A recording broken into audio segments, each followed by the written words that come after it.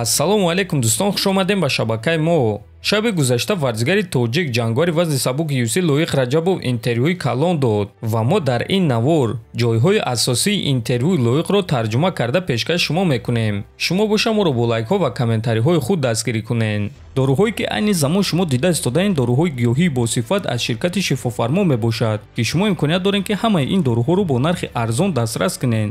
доруҳо барои хунукзадагӣ ва қавӣ кардани мардонагӣ, барои фарбе ва харобшавӣ, барои ришу мӯйсарбарорӣ, барои дарди дил, дарди мушакҳо ва ҳамчунин равғани сиёҳдона ки пайғамбар саллаллоҳу алайҳи васаллам гуфта буд ки ба ғайр аз марг ба ҳамаи дигар дардҳо даво мебахшад. худи ҳозир ба номерҳои дар рӯи экран буда занг зада доруҳои даркории худро харидорӣ кунед ва ҳатман аз номи канали Паҳлавон гап занед.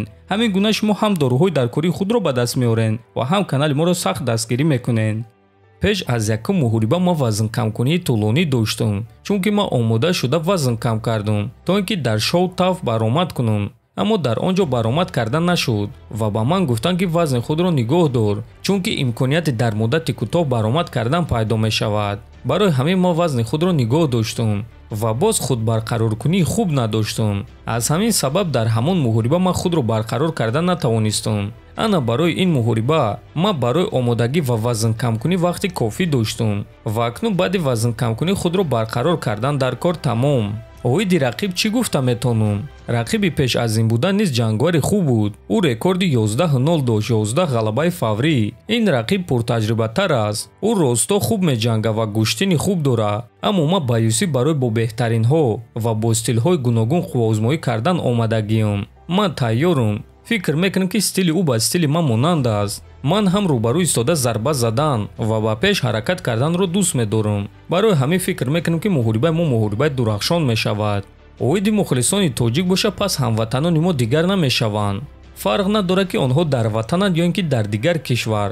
онҳо доимо як намуд мухлисӣ мекунанд. амрико албатта ки кишвари калон аст ва ҳамаи тоҷикони ин ҷо буда омада наметавонанд, аммо онҳо аз ҳамаи ҷо моро мухлисӣ мекунанд. оиди муҳорибаи навбатӣ бошад. агар ки ин муҳорибаро хуб гузаронам, пас хуб мешуд агар ки ма боз моҳи октябр дар Абудаби баромад мекардум. оиди суханҳои Арман ки ӯ Ислам Махачевро шикаст дода метавонад чӣ гуфта мешавад? ростӣ ман намедонам. онҳо як маротиба ҷангида буданд. Арман ҳамон муҳорибаро дар муддати кӯтоҳ қабул карда буд ва ба муҳориба баромада муҳорибаи хуб нишон дод. аммо ман намедонам. ман ягон чиз гуфта наметонам. агар ки ман бо ягон тай аз онҳо тамрин кардагӣ мебудум, ман қувваи онҳоро ҳис кардагӣ мебудум, дар ҳамон ҳолат ту метавонӣ гуфта ва медонӣ ки чӣ қадар ӯ хатарнок аст ва баъд ягон гуна баҳо дода мешуд. ҳозир ҳичӣ гуфта намешавад. аммо дар ин ташкилот, дар ин вазн, агар ту хато кунӣ, пас любой ҷанговар туро ҳайрон карда метавонад. барои ҳамин дар ин ҷо ҳар як ҷанговар хатарнок аст. оиди Ислам боша, пас ӯ ҳам дар гӯштин ва ҳам дар стойка сахт аст. ва ман фикр мекунам ки Исламро шикаст додан душвортар аст аз оне ки ту фикр мекунӣ, гуфтааст Лоиқ. хотиррасон мекунам ки Лоиқ Раҷабов шаби 24 ба 25 июн дар турнири UFC Fight Night баромад мекунад ва рақиби ӯ варзигар аз Полша Матеуш Ребецкий мешавад. аммо дар пеш онҳоро маросими вазнкамкунӣ ва муҳорибаи рӯбарӯ интизор аст. барои ҳамин дар канали мо ҳатман обуна шавен ва аз ҳамаи хабарҳои ҷаҳони ММА якум шуда бохабар бошен. то боздид хонободу сарбаланд бошен.